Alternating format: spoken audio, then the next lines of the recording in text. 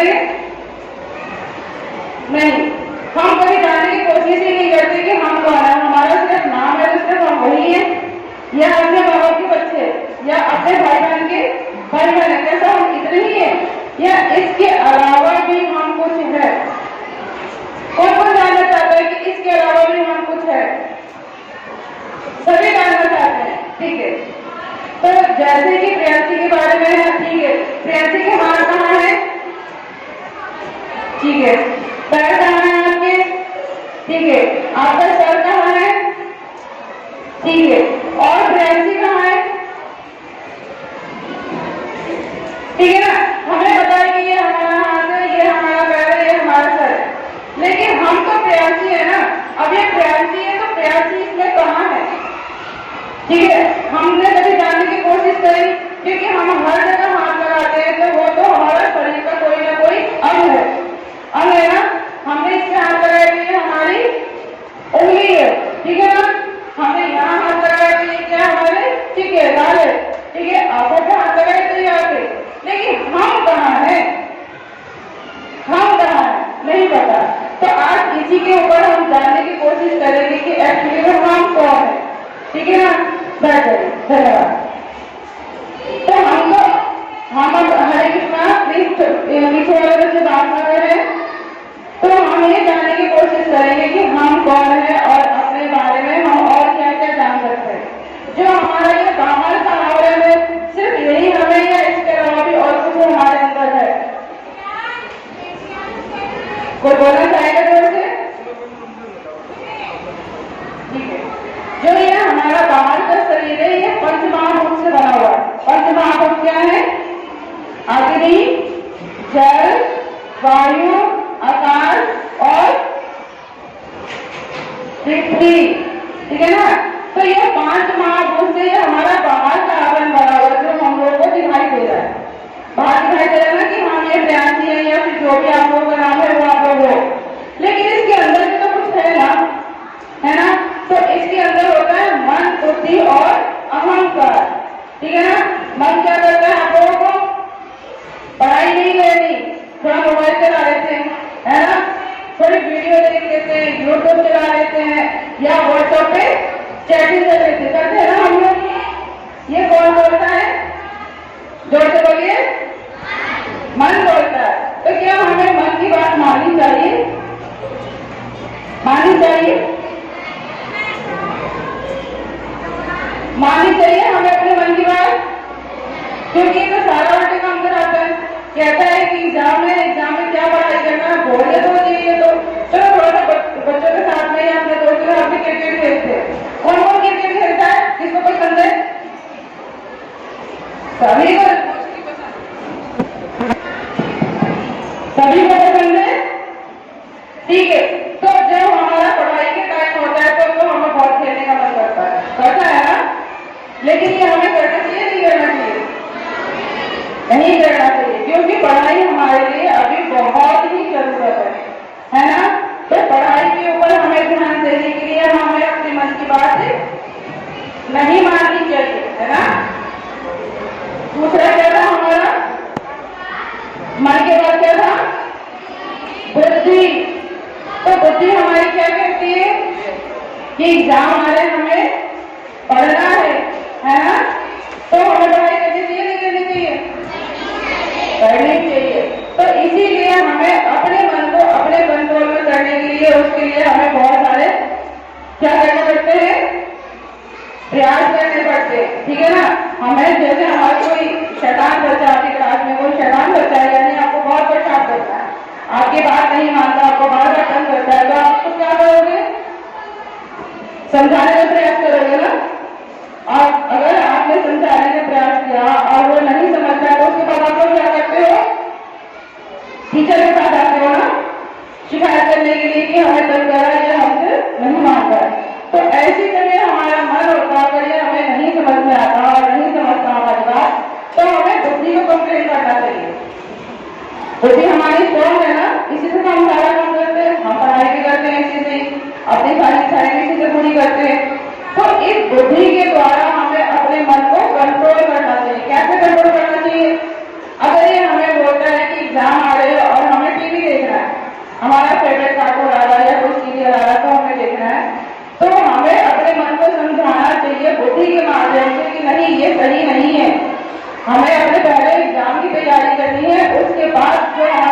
मिलेगा, उसमें हम टीवी देखेंगे या गेम खेलेंगे, कुछ भी करेंगे।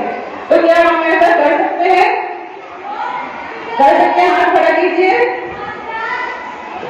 बुद्धि के माध्यम से हम अपने मन को कंट्रोल कर सकते हैं। ओके, तो उसके बाद तीसरा क्या है हमारा? अहंकार। वेरी गुड, बहुत सारे बच्चों को याद हो गया, ठीक है ना। तो मन में हमारा कंट्रोल हो गया बुद्धि के माध्यम से, लेकिन हमारे जो अहंकार है ना, ये हमारा अहंकार सबसे बड़ा हमारा शत्रु है। तो अगर कोई हमारा शत्रु है या हमें बार बार परेशान करता है, या बार बार हमारे पास आ जाता है, हमारा नुकसान करता है, तो हम उसको क्या करते हैं? छोड़ देते, है ना। तो ये जो हमारा अहंकार है कि मैं तो बहुत बड़ा इंटेलिजेंट हूँ और मेरे को तो बहुत सब कुछ आता है, मेरे नंबर तो 90% आते हैं, मैं अपनी क्लास में फर्स्ट आता हूँ, या मेरे पास बहुत सारी चीजें हैं, या मेरे बहुत सारे फ्रेंड है, या ये सोचते हैं कि हम उससे बेस्ट है, जो हमारी क्लास में बाकी जितने बच्चे हैं मैं उनसे ज्यादा बेस्ट हूँ। तो इसको क्या बोलते हैं हम लोग? अहंकार। तो क्या अहंकार ये सही है? हमें करना चाहिए? क्योंकि क्लास में तो सभी सामान्य बच्चे हैं, सब एक जैसे, टीचर सबको एक जैसा पढ़ाती है, सब एक जैसा कोर्स कर रहे हैं, एग्जाम सबके लिए एक जैसा होता है, तो हम क्लास में अलग कैसे हो? हम भी तो सारे बच्चे जैसे ही है ना। सबके अंदर थोड़ी थोड़ी क्वालिटी होती है, अलग अलग क्वालिटी होती है, किसी में कुछ ज्यादा होती है और किसी में कुछ कम होता है, लेकिन उसका हमें अहंकार नहीं करना चाहिए, हमें सामान्य नीति करना चाहिए, क्योंकि अहंकार हमारा सबसे बड़ा शत्रु है और ये हमें हर चीज में पीछे कर देता है। आपने देखा होगा किसी को घमंड होता है कि मैं तो बहुत अच्छा पढ़ा लिखा हूँ, या मैं बहुत अच्छा पढ़ता हूँ, तो लास्ट में क्या होता है? 10th तक जाते जाते उसके नंबर कम आने शुरू हो जाते हैं। ऐसा होता है? आप लोगों ने देखा है? आप लोगों ने देखा है? तो होता है कि जो बच्चा बोलता है कि मैं बहुत दिन चलेगा, तो और वो धीरे धीरे क्या होता है? वो लो होना शुरू हो जाता है, ठीक है ना। तो इसीलिए हमें अहंकार नहीं करना है। अगर किसी बच्चे में ऐसा कुछ अहंकार आता है कि मैं स्पेशल हूँ या मैं बहुत इंटेलिजेंट हूँ, तो उसको हमें कंट्रोल करना चाहिए। किसके माध्यम से? बुद्धि के माध्यम से, क्योंकि जो अहंकार है वो मन को कंट्रोल करता है। तो अहंकार को हमें अलग छोड़ देना चाहिए, क्योंकि हमारे लिए विनाश का कारण है, यह हमारे पतन का कारण है, हमारे पढ़ाई में बाधा उत्पन्न कर सकता है। तो ये हमारे अंदर तीन रहते हैं, तो इन तीनों में से हमें किसको दोस्त बनाना है? बुद्धि को। वेरी गुड, आपको समझ में आ रहा है इसका मतलब, ठीक है ना। तो इनको हमारे अंदर मन, बुद्धि और अहंकार है, तो बुद्धि को अपना दोस्त बनाना है, और जो आपका मन है, इस मन को बुद्धि के द्वारा कंट्रोल करना, अहंकार को छोड़ देना है, ठीक है। आप लोग करेंगे? समझ में आ रहा है सभी बच्चों को? तो ये हमारे अंदर होता है, तो हमें ये पहले समझना है कि हम कौन है, हम कहाँ रहते हैं, ठीक है ना। तो ये जो मन है, ये मन कहाँ रहता है? आप लोगों ने बहुत लोगों ने सुना होगा कि मन कहाँ रहता है? हमारे हृदय के पास में, हृदय के अंदर नहीं रहता, हृदय के पास में रहता है। तो हृदय के पास में रहता है, तो उसके पास और कौन रहता है? आत्मा रहती है ना। हम बोलते हैं ना कि हमारे अंदर आत्मा है, तो आत्मा का स्थान कहाँ पे? हमारा हृदय के पास में, ठीक है। तो जो हृदय के पास में है, मन और आत्मा को दोस्त बनाना चाहिए बुद्धि के माध्यम से। आप लोगों को समझ में आया?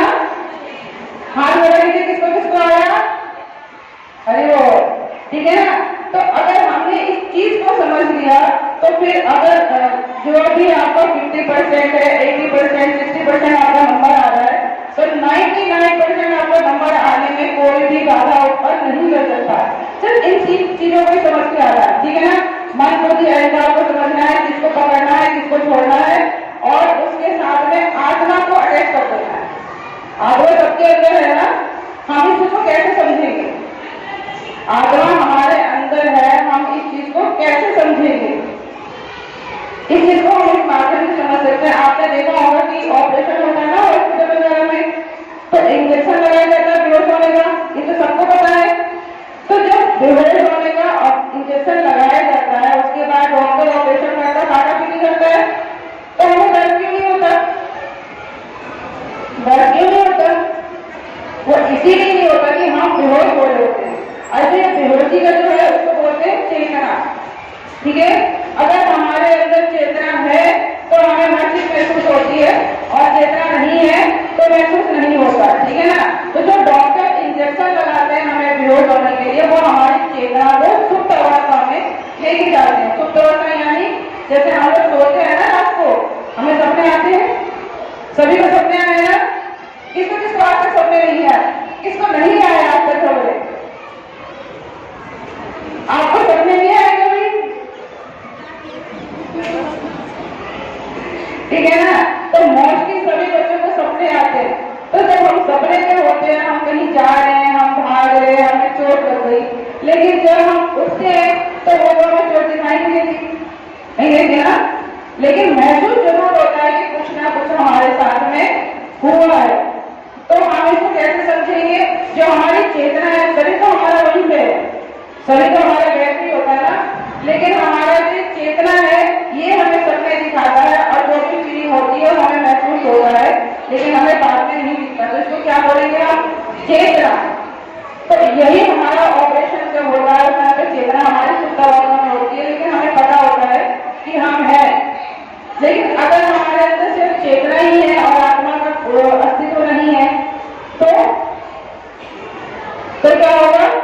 अगर हमारे अंदर आत्मा नहीं है तो क्या होता है, बोलते हैं ना कि ये तो अभी चल बसे, शरीर तो यहीं पे है लेकिन ये चल बसे, इनकी डेथ हो गई, ये स्वर्ग सुधार गए, या ये भगवान के पास चले गए, लेकिन वो तो हमारे पास ही है ना, हमारे पास ही रहते हैं ना। अगर किसी की डेथ हो जाती है तो वो जो हमारा जानने वाला है वो तो हमारे पास ही सोया रहता है, लेकिन फिर भी हम बोलते हैं कि ये चले गए। तो चला कौन गया उसके शरीर के अंदर से, आत्मा, वेरी गुड, ठीक है ना।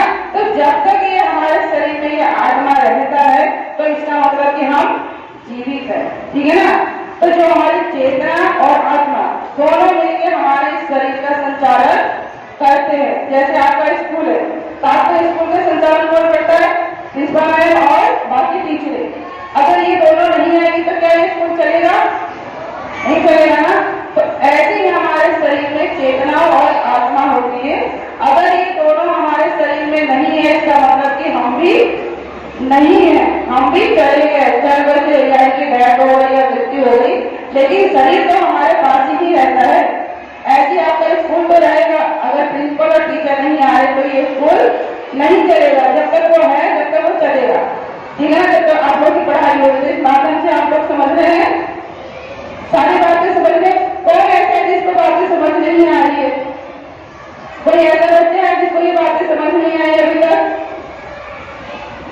सभी को समझ में, मैं समझो कि सभी को समझ में आ गया, ठीक है। तो ये आत्मा का क्या होता है, आत्मा हमारे शरीर का मुख्य भाग है। तो क्या हमने कभी इस आत्मा को जानने की कोशिश करी, कभी किया कि जो हमारे अंदर जो आत्मा है वो हम उसको कैसे जाने। हम अपने शरीर को तो सजा रहे, हम सुबह उठ के क्या करते हैं, फ्रेश होते हैं, नहाते हैं, मेकअप करते हैं, ड्रेस पहनते हैं, अच्छा अच्छा खाना खाते हैं, और फिर हम स्कूल आते हैं। किसलिए आते हैं कि हमारी बुद्धि तेज हो, बुद्धि तेज होने के लिए आते हैं ना हम लोग स्कूल, ठीक है ना। लेकिन हमने आत्मा के ऊपर कभी काम नहीं किया, कभी जानने की कोशिश नहीं करी कि जो हमारे अंदर का जो आत्मा है वो तो मेन पार्ट है। अगर हमने उसको नहीं जाना तो इसका मतलब कि हम अपने आप को नहीं जानते, ठीक है ना। तो कौन कौन जानना चाहता है आत्मा के बारे में, वेरी गुड, ठीक है ना। तो आप सभी को आत्मा के बारे में जानना बहुत जरूरी है, क्योंकि अगर ये आत्मा नहीं है तो इसका मतलब कि हम भी नहीं है। तो आत्मा की खुराक क्या है, आत्मा क्या खाती है, आप लोग जैसे रोटी चावल दाल सब्जी वगैरह सब खाते हैं ना, इसलिए कि हमारा शरीर मजबूत बने। लेकिन हमारी आत्मा कैसे मजबूत बनेगी, अगर वो बीमार होगी तो हमें कैसे पता चलेगा कि वो बीमार है या वो बहुत मजबूत है या उसकी कुछ इच्छा है, हमें कैसे पता चलेगा, कोई बड़े बड़े बताइए कैसे पता चलेगा, नहीं। हाँ वेरी गुड,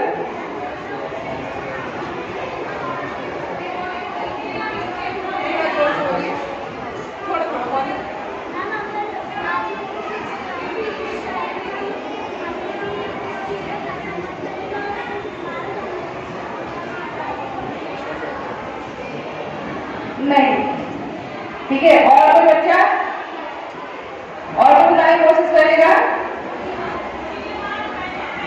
अगर हमें बुखार आता है तो हमारा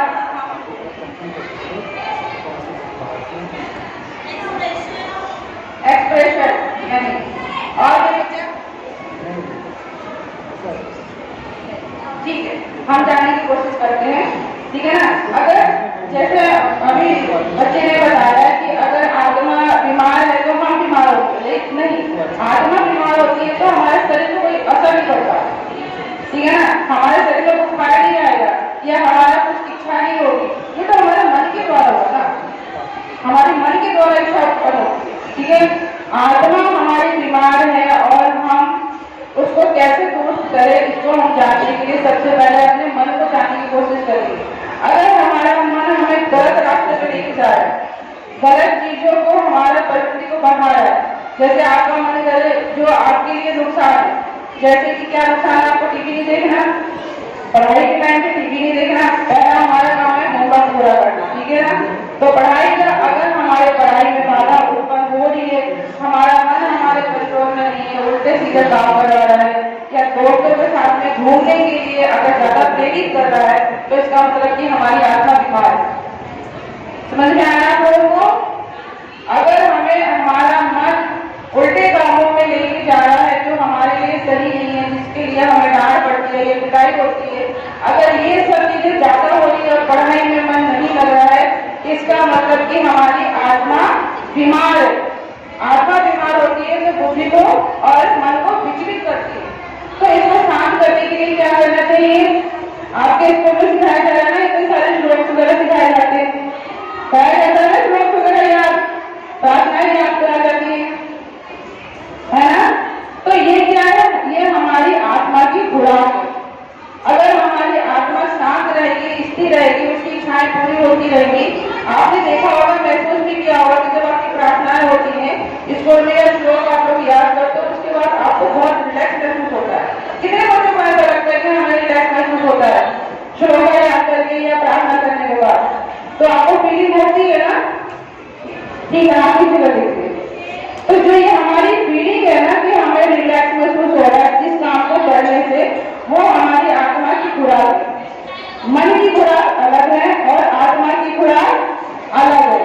मन की खुराक क्या है? ये जो भौतिक संसार है ना, भौतिक संसार में जो हमारी इच्छाएं है जिससे हमारा नुकसान होता है, ये हमारा मन में खुराक है और जिससे हमें शांति मिलती है, तृप्ति मिलती है, ऐसा लगता है कि हम रिलैक्स हो गए, आज बहुत खुश है, आज बहुत हम प्रसन्न है, तो वो आत्मा की खुराक है। आत्मा की खुराक के लिए हमें हमेशा सत्संग करना चाहिए, अच्छे बच्चों के साथ में रहना चाहिए, जो अच्छे बच्चों के जो विचार होते हैं हमारे, उन विचारों को, जिसके बच्चे के विचार अच्छे हैं, जो आपको कोऑपरेट करता है, आपको समझाता है कि ऐसे गलत काम नहीं करने हैं और आपको पढ़ाई पर ध्यान देना है, आपको श्लोक याद करना है। गीता के बारे में किसको किसको पता है? गीता का बोल जाता है श्रीमद् भागवत गीता, श्रीमद् भागवत गीता, जिसके बारे में श्लोक आप लोग को याद कराया जाता है। इसको तो बहुत प्रयास किया जा रहा है श्लोक पर कि आप लोग को याद हो। तो ये जो भागवत गीता है, ये जो भागवत गीता है, इसके हमें एक श्लोक रोज डेली पढ़ना चाहिए। कौन कौन से पढ़ना चाहेगा? तो हमें इसके रोज डेली एक श्लोक पढ़ना चाहिए। और गीता में कृष्ण कहते हैं कि अगर आत्मा बीमार है आपकी, तो आपको रोज डेली दवाई खानी है। आप लोगों को बुखार होता है तो आप गोली खाते हो? हाथ पीछे कर लीजिए। तो अगर हम बीमार हैं, अगर हमें बुखार हो रहा है तो हमें गोली खानी पड़ती है, नहीं तो हमारा बुखार बढ़ जाता है। तो ऐसी अगर हमारी आत्मा बीमार है तो रोज डेली हमें गीता का एक श्लोक क्या करना है? जोर से बोलिए, पढ़ना है। कौन कौन बच्चा पढ़ना चाहेगा रोज डेली? आप लोग झूठा प्रॉमिस करें या सच्चा? पक्का? ठीक है। तो गीता किसके किसके पास है? मोस्टली सभी के पास है।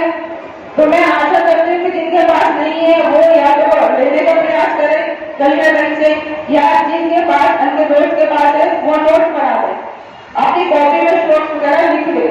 अगर ये करेंगे तो बहुत अच्छा होगा, ठीक है ना। और गीता के श्लोक रोज डेली पढ़ने से हमारी बुद्धि भी बढ़ती है, क्योंकि कृष्ण कहते हैं कि गीता में कि जो मेरी भक्ति करता है मैं उसको ददामी बुद्धि यानी मैं उसको बुद्धि प्रदान करता हूँ। तो अगर कृष्ण बोल रहे हैं गीता में तो क्या झूठ बोल रहे, सच बोल रहे? सच बोल रहे हैं ना, क्योंकि गीता तो हमारी पुरातन है ना ये, ठीक है ना, ये हमारे पुराणों से निकली हुई है। कहाँ से निकली हुई है, कौन से पुराण से निकली हुई है? महाभारत से।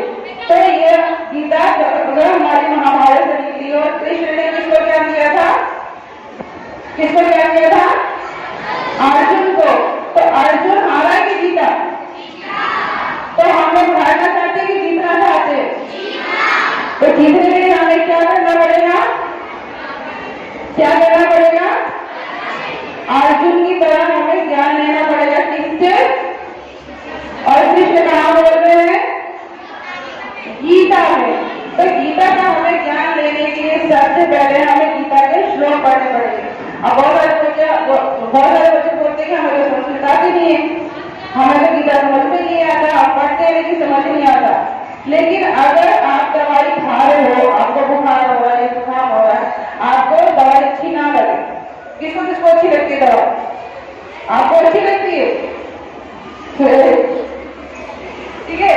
तो मोस्टली बच्चों को दवाई अच्छी नहीं लगती क्योंकि दवाई कड़वी होती है, लेकिन फिर भी मम्मी डांटती खिलाती है। क्यों? क्योंकि आप जल्दी से ठीक हो जाओ और ठीक होने के बाद फिर जो भी आपके कार्य है वो कर सको। तो ऐसे ही अगर हमारी आत्मा बीमार हो रही है तो हमें श्लोक समझ में आए या ना आए, हमें पढ़ना है, ठीक है ना। और पढ़ने का तरीका आपके स्कूल में आपके टीचर भी समझा देंगे कि अगर आपको समझ में नहीं आ रहा है तो आप उसको कैसे पढ़ सकते हैं, उसको तोड़ तोड़ के पढ़ सकते हैं। जैसे हमारे संस्कृत का बहुत बड़े बड़े श्लोक है, तो बड़े को हमें छोटे छोटे करके कैसे पढ़ना है आप अपने टीचरों से हेल्प ले सकते हैं, ठीक है ना। और जैसे व्यवस्था होगी टीचर वगैरह आप लोगों की व्यवस्था कर देंगे, लेकिन आप लोगों को श्लोक पढ़ने हैं, ठीक है। बिना पढ़े बिना दवाई खाए आप लोग ठीक नहीं होते हो, है ना। डॉक्टर के पास जाते हो और अच्छे डॉक्टर के पास जाते हो कि अच्छा डॉक्टर अगर हमें दवाई अच्छी देगा तो हम जल्दी ठीक हो जाएंगे, है ना, करते हो ना। तो इसीलिए अगर आपके टीचरों ने आप लोग की व्यवस्था की है ताकि आप लोगों को समझाया जा सके कि आप लोगों के लिए क्या सही है और क्या गलत है, ठीक है ना। तो आप लोगों को अभी तक ये समझ में आ गया कि क्या सही है और क्या गलत है, हमारे लिए क्या सही है, क्या सही है? मन को कंट्रोल में रखना है, ठीक है। और दूसरा बुद्धि को बढ़ाना है, और तीसरा अहंकार को, अपने घमंड को, जो भी आपका अहंकार है प्रबल होता है उसको छोड़ देना है, ठीक है। और आत्मा को बीमारी से दूर करने के लिए गीता का ज्ञान लेना बहुत जरूरी है। अगर हम ये नहीं लेते हैं तो फिर हम समाज में बहुत पीछे हो जाते हैं, क्योंकि गीता में कृष्ण ने सब कुछ समझाया ना अर्जुन को। अर्जुन युद्ध नहीं करना चाह रहे थे, लेकिन उनको समझाया कि उनको कैसे युद्ध करना चाहिए। उनके मन में बहुत सारे डाउट आए थे ना। आप लोगों ने सुना होगा गीता में बहुत सारे कृष्ण के, अर्जुन के मन में बहुत सारे डाउट आए थे कि मुझे युद्ध नहीं करना, मैं अपने लोगों को कैसे मार सकता हूँ। लेकिन अर्जुन ने किस तरीके से कृष्ण ने किस तरीके से अर्जुन को समझाया है, आप ये गीता पढ़ोगे तो आपको समझ में आएगा। ऐसे ही आपकी पढ़ाई में बहुत सारी बाधाएं आ रही होगी, आती है ना बाधाएं, आपको समझ नहीं आ रहा या आपको कोई क्वेश्चन आपको समझ नहीं आ रहा, उसका आंसर आपको याद नहीं हो रहा, तो इन सबको अच्छा करने के लिए गीता में बहुत सारे ज्ञान दिए गए, जिनको पढ़ोगे तो आपको लगेगा कि अच्छा हमारे जीवन में ऐसा था, हमें तो पता ही नहीं था, अब हमें पता चल गया, अब हम किस तरीके से ही करेंगे। तो इसीलिए गीता का ज्ञान लेना हमारे लिए बहुत ही जरूरी है। तो हमें ये तो समझ में आ गया कि हमारी आत्मा हमारे अंदर है, किस तरीके से समझा हमने, किस तरीके से समझने का प्रयास किया। जैसे हमें सपने आ रहे हैं, लेकिन सपने तो हम तो नहीं देख रहे भाई, हम तो अपने बेड पे सो रहे हैं आराम से, है ना, पंखे में एसी में सो रहे हैं, हम तो कहीं जा ही नहीं रहे, लेकिन फिर भी हमें सपने दिखाई दे रहे। तो सपने देखने के लिए, उस कार्य को करने के लिए कोई ना कोई तो गया ना हमारे शरीर से। तो हमारे शरीर से कौन गया? चेतना। अगर आत्मा निकल गई तो हम तो बढ़ जाएंगे ना, है ना। आत्मा जो निकलती है जो बोलते हैं बढ़ गए, ये स्वर्ग चले गए या स्वर्ग डाल गए, तो आत्मा तो हमारे अंदर ही है। अगर वो सपना शरीर से बाहर गया तो कौन गया? चेतना। ठीक है ना? जैसे ऑपरेशन हमें बता रहे कि ऑपरेशन होता है तो डॉक्टर इंजेक्शन लगाता है चेतना को छुड़ाने के लिए, क्योंकि हमें नींद में कोई मार रहा है, कोई हमें जगा रहा है, गर्मी हो रही है, मच्छर काट रहा है, हमें नहीं पता होगा ना। जब हम उठते हैं तो फिर हमें लगता है कि दर्द होता है। तो इसी तरीके से हमें अपनी चेतना और आत्मा को समझना है, और हम कौन है, हम कहाँ रहते हैं, ये हमें समझना है। तो हम तो कहाँ रहते हैं? इस शरीर के हम संचालक है। जैसे गाड़ी चला, जैसे आप लोगों ने गाड़ी देखा तो गाड़ी तो खड़ी है लेकिन वो चल क्यों नहीं रही? भाई BMW खड़ी है, मर्सिडीज खड़ी है, लेकिन वो चल क्यों नहीं रही? चलाने वाला नहीं है। ठीक है ना? तो जब तक चलाने वाला उसमें नहीं बैठेगा, जब तक वो गाड़ी नहीं चलेगी। मानस खाने वाला उसमें बैठ गया, ठीक है, उस गाड़ी में पेट्रोल नहीं तो क्या होगा? कभी नहीं चलेगी ना। तो ऐसे ही है हमारा जो शरीर है, ये हमारी गाड़ी रूप में चलती है। जैसे गाड़ी है ना 4 पहिए की, ऐसे तो हमारे 2 हाथ 2 पैर हैं। इसको चलाने के लिए कौन चाहिए? आत्मा। ठीक है ना? लेकिन आत्मा भी कब चलेगी? जब हमारे शरीर में चेतना होगी। ठीक है? तो पेट्रोल अगर हमारे शरीर में सही तरीके से चेतना हमारे शरीर में जागृत है और हम जान रहे हैं कि हम कौन है, तो हम सही तरीके से उसको चला सकते हैं। अगर आपने आधा ही पेट्रोल भरा है, रास्ते में जाके गाड़ी खत्म हो गई, पेट्रोल खत्म हो गया, गाड़ी रुक जाएगी। तो सही तरीके से हमें जागरूक होना पड़ेगा कि हम कौन है और किस तरीके से हम चलते हैं और कैसे हम लोग कार्य करते हैं। अगर ये चीज हम लोग समझ गए तो बाकी सारी चीजें अपने आप ही स्मूथली होनी शुरू हो जाएगी। हो जाएगी कि नहीं हो जाएगी? हो जाएगी ना। अगर हम अपने आत्मा को सही तरीके से रख रहे हैं, उसको अच्छा खाना पीना दे रहे हैं, तो वो हष्ट-पुष्ट होगा। हष्ट-पुष्ट होगा तो हमारा जो मन है वो मजबूत बनेगा, सही रास्ते पे चलेगा। हम गलत काम नहीं करेंगे, और नहीं करेंगे तो हमारा समय बचेगा, हमारी बुद्धि बढ़ेगी, और तीसरा क्या बढ़ेगा? हमारे एग्जाम में नंबर बढ़ेंगे। कौन कौन चाहता है कि हमारे एग्जाम में खूब नंबर अच्छे आए? सभी चाहते। तो इसके लिए आपको यही करना पड़ेगा कि अपने मन को, अपने बुद्धि को और अपनी आत्मा को मजबूत बनाना है। ठीक है? तो इसके लिए आप लोगों को प्रयास करना पड़ेगा, आप लोगों को जागरूक होना पड़ेगा। आपके मन में जो क्वेश्चन है उस क्वेश्चन को, डाउट्स को क्लियर करने होंगे। अगर जब तक अपने डाउट्स क्लियर नहीं करेंगे आप लोगों को समझ नहीं आएगा। तो इसके लिए आप किसकी हेल्प लेंगे? टीचर्स की हेल्प लेंगे। ठीक है ना? हमारे मन में जो भी डाउट आ रहे हैं, जैसे आपको सर ने अभी बोला कि आपको बताना है कि आपने इससे क्या क्या सीखा और क्या क्या आपको समझ नहीं आ रहा। जो आपको समझ नहीं आया आप डिस्कशन करेंगे। ठीक है? जो आपको समझ में आया आप नोट बनाएंगे, अपने टीचर्स को दिखाएंगे। ठीक है ना? तो इससे क्या होगा? आपको अपने आप को समझने का समय मिलेगा, और जो अपने आप को समझ आता है तो क्वेश्चन आंसर अपने आप याद हो जाते हैं। ठीक है ना? तो क्वेश्चन आंसर याद करने के लिए आपको अलग से टॉनिक खाने की जरूरत नहीं है, बॉर्नविटा पीने की जरूरत नहीं है, या कोई आपको दवाई या संपुष्टि वगैरह पीने की कोई आवश्यकता नहीं है। सिर्फ आपको अपने आप को समझना है और गीता के ज्ञानों को समझना है। वही अपने जीवन में आप अप्लाई करेंगे तो उसी से ही आपको लाभ होगा। ठीक है? तो इसमें आप, कोई बच्चे ऐसे हैं जिसको कुछ समझ नहीं आया, कोई मन में डाउट हो रहा है तो पूछ सकते हैं। कोई क्वेश्चन पूछना चाहें जिसमें डाउट हो रहा है, तो समझ नहीं आ रहा या कुछ है तो खड़े होकर प्लीज आप पूछ सकते हैं। इसमें कोई संकोच नहीं है, आपको डांट नहीं पड़ेगा कि आपको डांट पड़ रही है। जो भी मन में है आप पूछ लीजिए। यहाँ पूछेंगे तो अच्छा है कि 4 बच्चे जितने बच्चे बैठे उनके भी डाउट क्लियर हो जाएंगे। तो प्लीज खड़े होकर जो भी आपको समझ नहीं आया आप पूछ सकते हैं।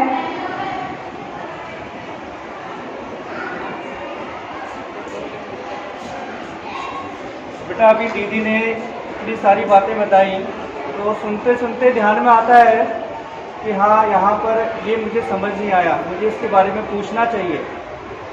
तो आपके मन में बहुत सारे प्रश्न आ रहे होंगे, जीवन से संबंधित भी अगर कुछ प्रश्न आ रहे हैं तो दीदी से कर सकते हैं। क्या बात? पूछिए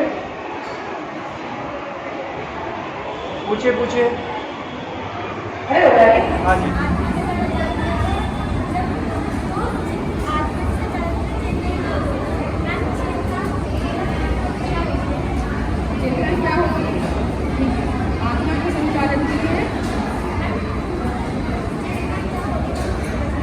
चेतना क्या होती है?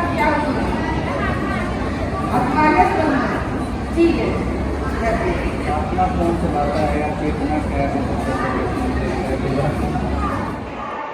आत्मा को कौन चलाता है और चेतना क्या है?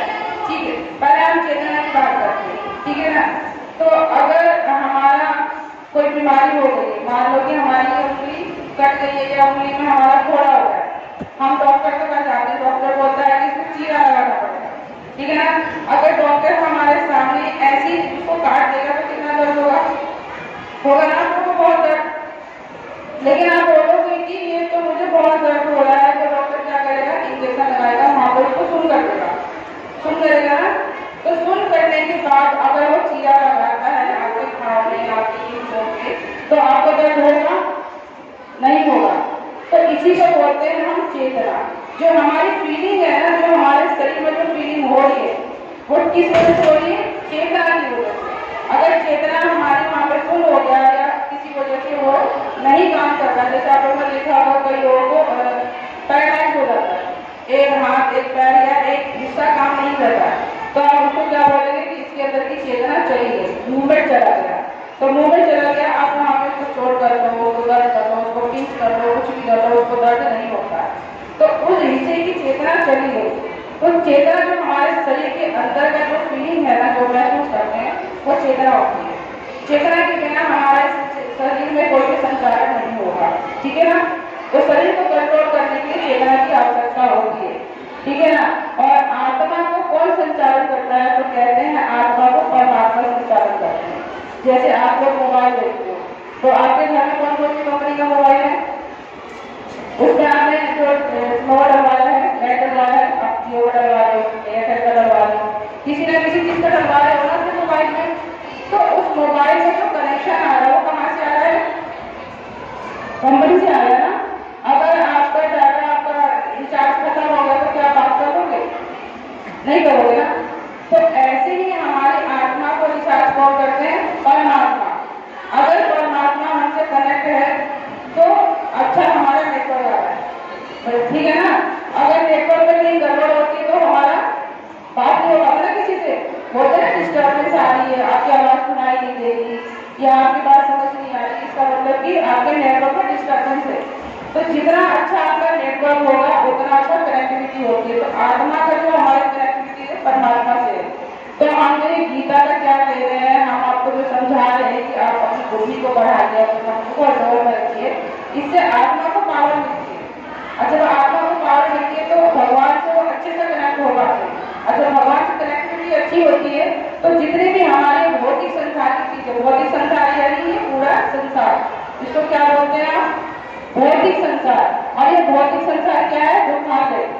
यहाँ पे हर पल आपको दुख मिलता है। आप लोग खुश होने का प्रयास करते हैं ना कि हमें कहीं से खुशी मिल जाए। अब किसी को खुशी कहाँ से मिलती है, मोबाइल देखने से मिलती है ना, टीवी देखने से, या अपना फेवरेट कार्टून देखा तो बड़े खुश होते हो, आज तो सिंचैन ने उसको मार दिया, आज नो बेटा वो कैसे आपसे मुझे पता नहीं है, मैं देखती हूँ, लेकिन आप लोग कितने खुश होते हो। तो ये खुशी दो प्रकार की होती है, जिससे बलौनी आ गया तो चक्कर लगा देंगे, एग्जाम आ रहा है बैठे टीवी देख रहे हो, तो क्या हुआ, आपकी खुशी को दुख में परिवर्तन हो गया।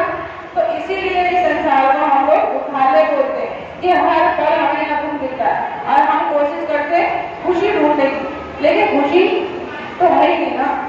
हम इस धरती पे आए हैं अपने कर्मों को भोगने के लिए। जो हमने पिछले जन्म में कर्म किए थे ना, उस कर्म को इस जन्म में भोगते। कैसे, इस चीज को हम कैसे समझेंगे, जैसे कि आप लोग 6 या 8 के, ठीक है ना। अब 6 वाला अगर 5th में था तो उसने जो मेहनत की, जो पढ़ाई की, उसी के हिसाब से उसको नंबर आएगा। या जो 8 वाला बच्चा है जिसने 7th में जो मेहनत की है उसी के हिसाब से उसके नंबर आएगा, नंबर आएगा उसी के हिसाब से उसको नंबर मिले। और जिस हिसाब से आपको नंबर मिले आप फेल और पास हुए, ठीक है ना। तो फेल और पास होने में किसका सबसे महत्वपूर्ण रोल है, आपकी मेहनत का। तो जो आपकी मेहनत है इसी को कर्म बोलते हैं, ठीक है ना। जो भी हम कार्य करते हैं अच्छा या बुरा उसको कर्म बोलते हैं, अच्छे कर्म और बुरे कर्म। तो उसका कहीं ना कहीं आप लोगों को उस चीज को आप लोगों को एक्सेप्ट करना पड़ता है, आपके सामने आता है। जैसे कि आपने अपने क्लास में किसी को थप्पड़ मार दिया, ठीक है, वो शिकारी कर रहा था, आपने उसको थप्पड़ मार दिया, तो उल्टे में आप लोगों को क्या मिलता है, लड्डू है, चॉकलेट, क्या मिलता है आपने जैसे कर्म किया आपको रिप्लाई कैसा मिलता है? आपने जो कर्म किया वापस आपको उसी में ही थप्पड़ के रूप में रिजल्ट मिलता है। आपने ही मारा तो कोशिश करता है तो मैं कोई मारूंगा, है ना, होता है ना। तो ये कर्म का क्या है? परिणाम है।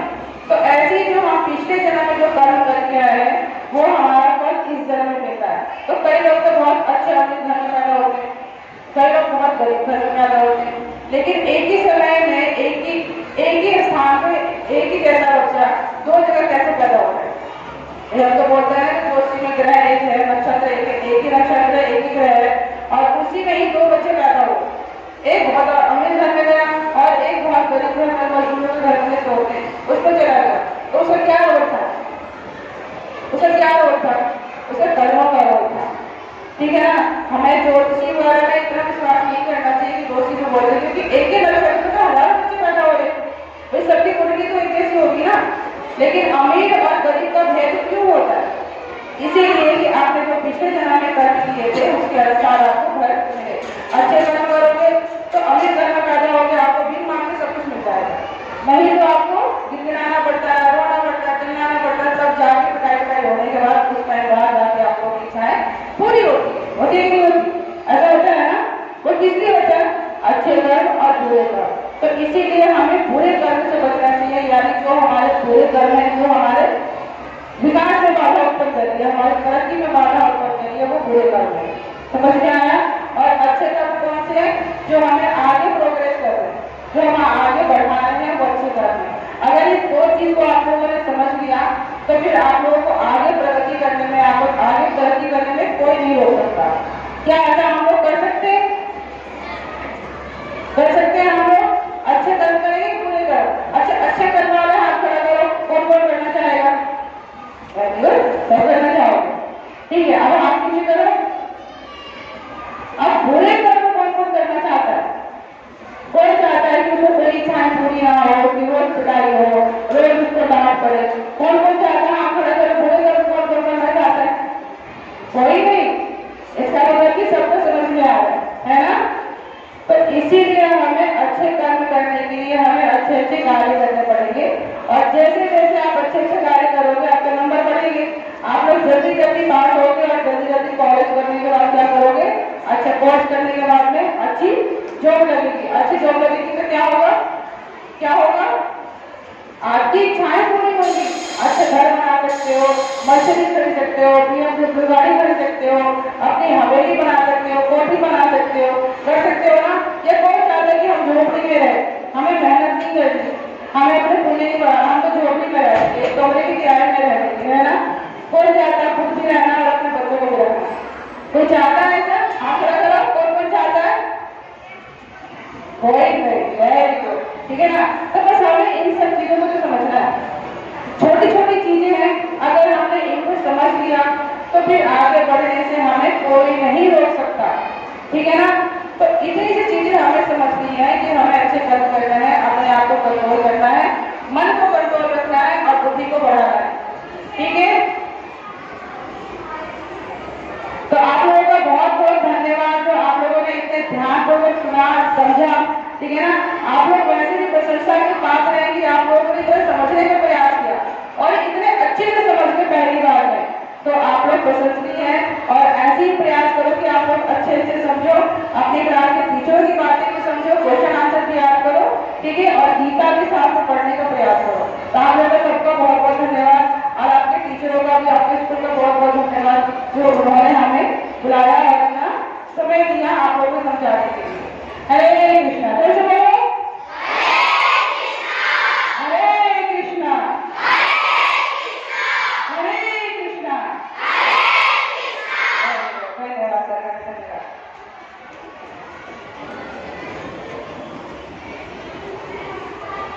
दीदी ने आप सबका धन्यवाद किया। वैसे वास्तव में धन्यवाद तो हमको करना चाहिए। हमारी बहन श्री मूर्ति सुभद्रा दीदी आज हमारे बीच में आई और इतनी अच्छी बात बताई आप सबको, हम सबको भी। हम अपने सब्जेक्ट की पढ़ाई तो बच्चों करते रहते हैं, लौकिक ज्ञान जिसको बोलते हैं कि फिजिकल जो धरती पर जो कुछ है, साइंस में जो है, जो हमारी हिस्ट्री है, ये सब तो हम पढ़ते रहते हैं, लेकिन जो सच्चा ज्ञान जिसको बोलते हैं ना, जिस उद्देश्य से आपने जन्म लिया है धरती पर, उस ज्ञान को, वो जो सच्चा ज्ञान है उसके बारे में आज दीदी ने आप सबको बताया। तो चर्चा तो बहुत की, प्रारंभ हुआ कि मैं कौन हूं से लेकर, तो ये बात आपने कभी आज तक सोची नहीं होगी। बताओ सोची थी क्या कि अपने बारे में भी प्रश्न होता है कि मैं कौन हूं।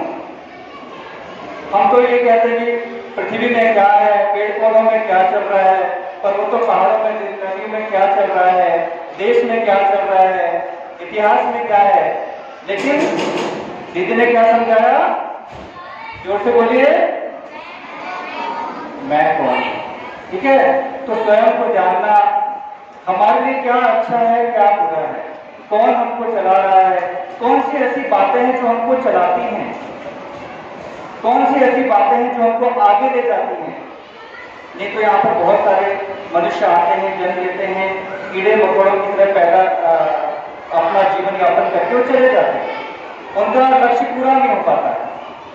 तो अपने आप को समझना, ठीक है। तो अभी मैं समझता हूँ कि आपकी उम्र थोड़ा छोटी है, लेकिन फिर भी मैंने कहा था कि जो सुना है उसको कहीं ना कहीं आपको उतारना पड़ेगा। तो सरिता जी है क्या यहाँ पर? हिंदी में, सरिता जी हिंदी में मंडे को, आप 2 दिन का आपका लास्ट वर्किंग डे है, छुट्टी रहेगी, आगे संडे आ गया, दीदी ने जो भी ज्ञान बताया उसको प्रारंभिक से शुरू करके एक मैं कौन हूं, शरीर के तत्वों के बारे में बताया, क्या अच्छा है इसमें, क्या बुरा है, क्या छोड़ना है, क्या ग्रहण करना है, इसके बारे में एक पेज पर सुंदर सा लिख के वो हिंदी की एक्टिविटी में शामिल कर देना। हिंदी का एक्टिविटी फाइल आपने बनाई होगी, उसमें 6 to 8 मैं कौन हूं, आज का जो एक प्रश्न है उस पर आधा पेज, एक पेज, जितना आप लिख सकते हैं, जो बातें यहाँ से बताई गई हैं वो आपने लिखना है। इतना होमवर्क करेंगे? नहीं करेंगे? आवाज नहीं आई, होमवर्क करेंगे ये वाला? आप सभी क्लासेस में प्रश्न भी लिखवा देंगे इस संबंध में। तो एक बात है, सुमिता दीदी हमारे बीच में कहाँ है? सुमिता जी चलेगी क्या? अच्छा, सुमिता जी आप सबको लेकर आई, मिया जी आदित्य,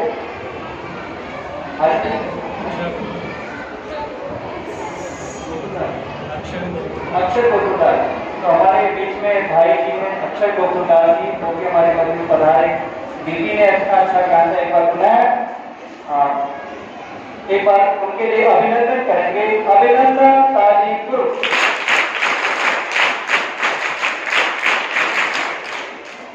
बहुत बहुत धन्यवाद।